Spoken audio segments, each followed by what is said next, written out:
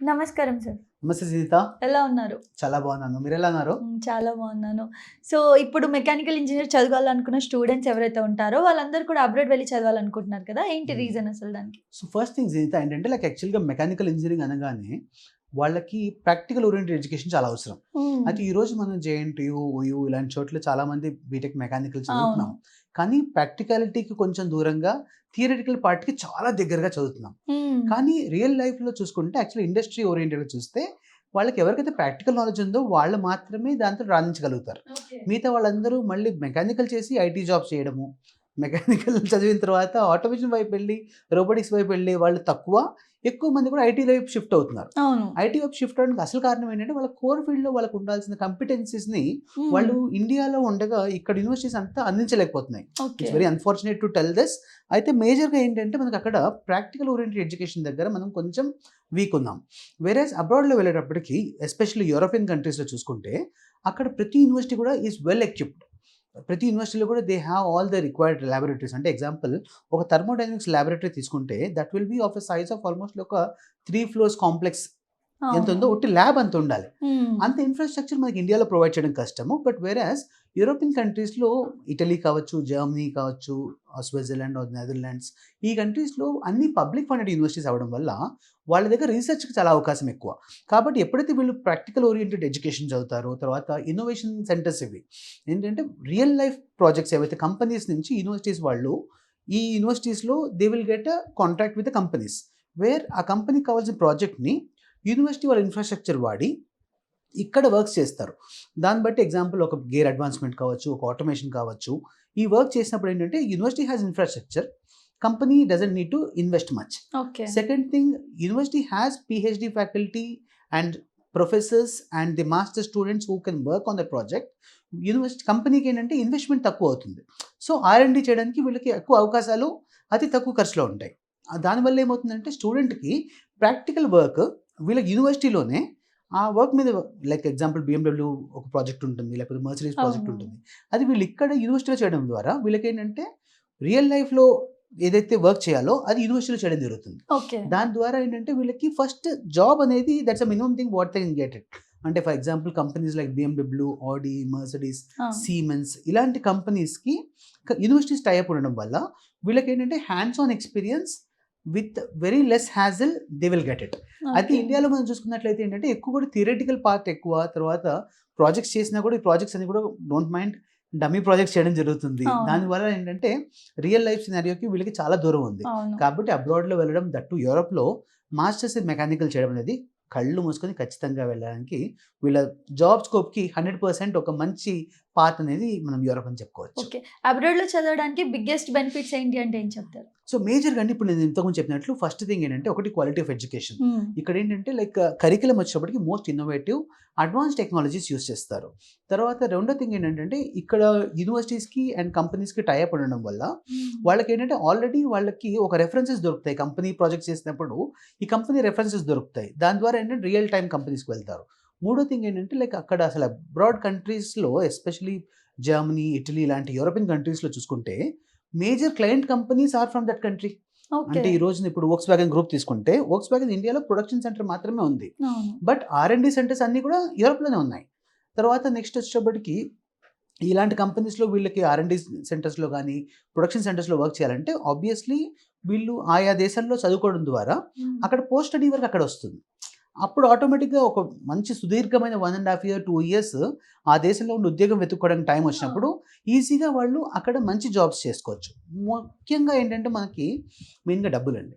ఈ రోజున ఇండియాలో కాస్ట్ ఆఫ్ లివింగ్ ఎంత పెరిగిపోయిందంటే ఒక 50,000 వచ్చినా, 60,000 వచ్చినా కూడా నెలకు సరిపోని పరిస్థితి. అవును. వేరేస్ అబ్రాడ్‌లో వెళ్తే basic salary starts from 3,00,000 rupees నుంచి 4,00,000 రూపీస్ వరకు ఫ్రెషర్‌కి ఇస్తున్నారు. అవును. సో, ఆటోమేటిక్‌గా ఏమవుతుందంటే మీకు ఇన్‌కమ్ అనేది పొటెన్షియల్ పెరుగుతుంది.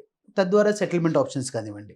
తర్వాత నెక్స్ట్ వచ్చేటప్పటికి సేఫ్టీ, సెక్యూరిటీ పాయింట్ ఆఫ్ వ్యూలో చూస్తే కూడా European countries are more safer. కాబట్టి obviously like these are the few reasons why people choose Europe than other countries. Especially like ఇప్పుడు వెస్టర్న్ కంట్రీస్‌లో యూఎస్ కంటే కూడా చూసుకుంటే, యూఎస్, ఆస్ట్రేలియా కంటే కూడా మెకానికల్ వాళ్ళకి ఖచ్చితంగా యూరోప్‌లో ఇంకా బెటర్ ఆప్షన్స్ ఉంటాయి. ఓకే. ఇప్పుడు వేరే కంట్రీస్‌లో ఉంటాయని చెప్పారు కదా! ది బెస్ట్ కంట్రీస్ అంటే ఏం చెప్తారు మెకానికల్ ఇంజినీర్ సో చదవాలంటే?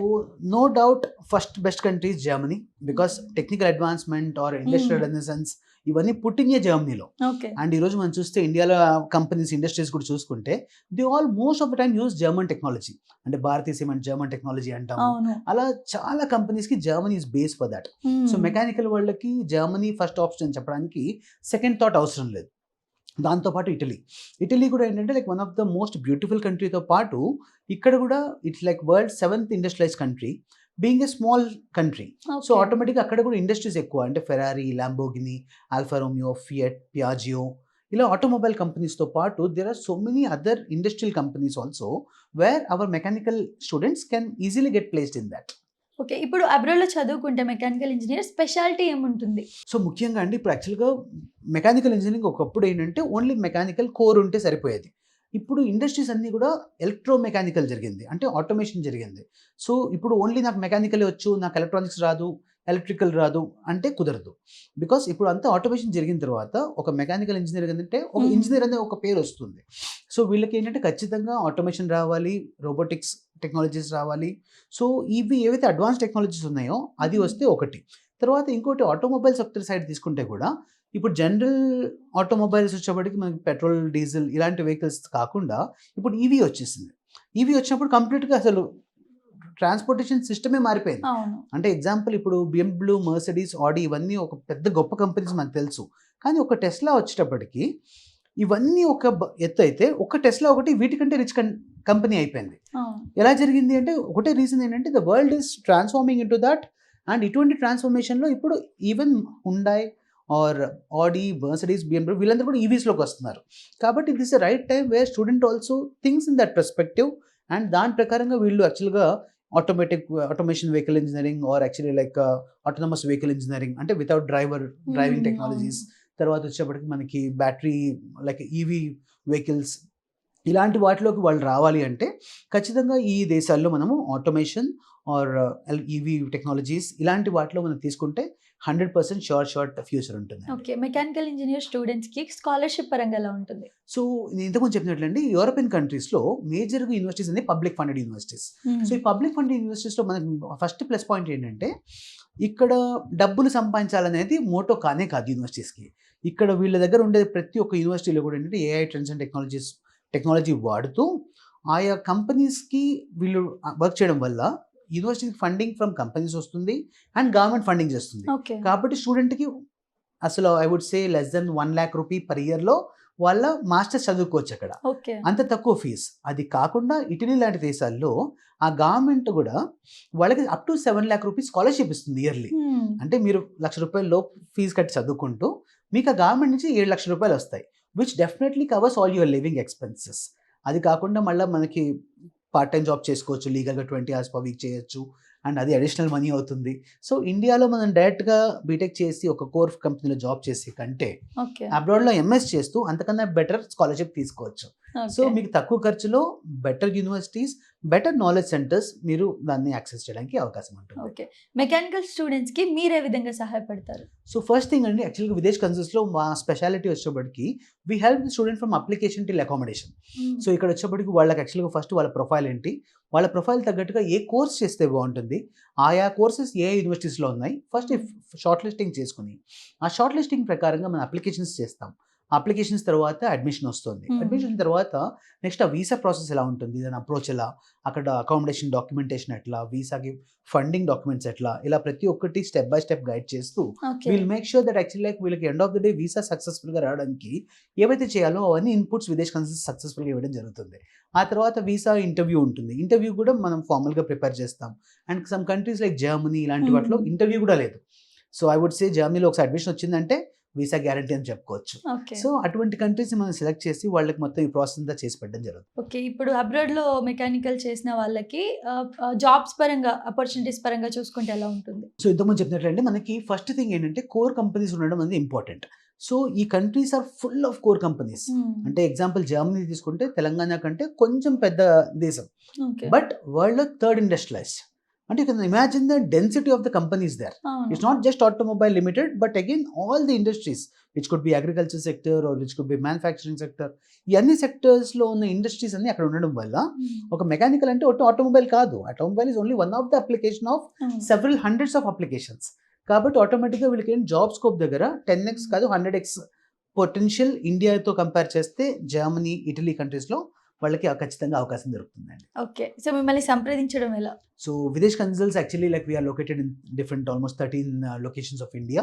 So మీరు ఉన్న నియరెస్ట్ సిటీకి మీరు మా బ్యాక్గ్రౌండ్లో మెంబర్స్ కాంటాక్ట్ చేస్తే our team will be more than happy to guide you for successfully for the visa purpose. So ఇప్పుడు స్టూడెంట్ వెళ్ళాలనుకుంటే ఏమేమి ప్రిపేర్ చేసుకోవాలి సార్? సింపుల్ అండి. యాక్చువల్గా మనకి ఏంటంటే ఇట్స్ ఆల్ అబౌట్ వాళ్ళ ప్రీవియస్ అకాడమిక్ డాక్యుమెంట్స్, తర్వాత లెటర్ ఆఫ్ రికమెండేషన్స్, తర్వాత రెజ్యూమీ, తర్వాత మోటివేషన్ లెటర్, ఒకవేళ వర్క్ ఏం చేసినట్టుంటే వర్క్ ఎక్స్పీరియన్స్ లెటర్స్, ఇలాంటి బేసిక్ డాక్యుమెంటేషన్ అండ్ పాస్పోర్ట్ తీసుకుంటే ప్రతి మా ప్రాసెస్ అంతా Videsh consults will guide them step by step.